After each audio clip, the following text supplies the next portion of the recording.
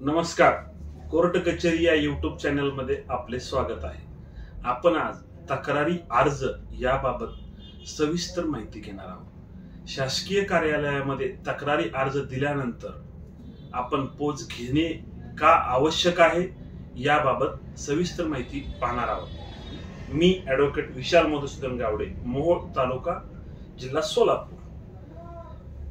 न्यायालय सोडून इतर कोणत्याही शासकीय कार्यालयामध्ये जर आपण तक्रारी अर्ज देत असेल तर त्या तक्रारी अर्जाची पोच घेणे हे फार महत्त्वाचे व गरजेचे आहे.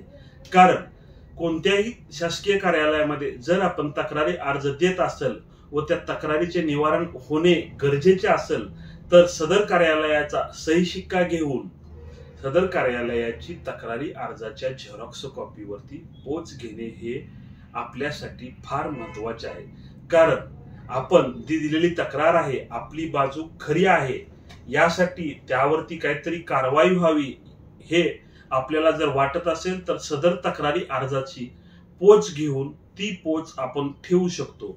आणि जर शासकीय कार्यालयामध्ये दिलेली तक्रार त्या तक्रारीवरती आपल्या काही कोणी कारवाई केली नसेल तर त्याच्या वरिष्ठाकडे जाऊन आपण त्याची तक्रार करू शकतो की माझ्याकडे या तारखेची पोच आहे, परंतु माझ्यावर झालेल्या तक्रारीबाबत मी केलेल्या तक्रारी अर्जाबाबत आजतागायत कुठल्याही प्रकारची कारवाई केलेली नाही म्हणून. व तोच कागद आपण नंतर न्यायालयामध्ये कोर्ट केस दाखल करून त्यामध्ये पुरावा म्हणून वापरू शकतो. त्यासाठी त्या शासकीय कार्यालयाचा त्यावरती शिक्का, सही व तारीख असणे हे गरजेचे आहे.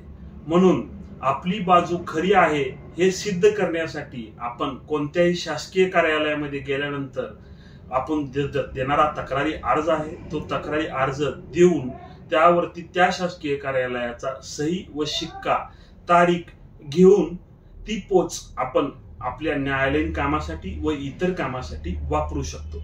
त्यामुळे कुठल्याही शासकीय कार्यालयामध्ये जर आपण तक्रारी अर्ज देताय तर पोच घेण्याची काळजी घ्यावी.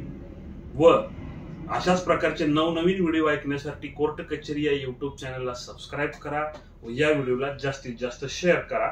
धन्यवाद.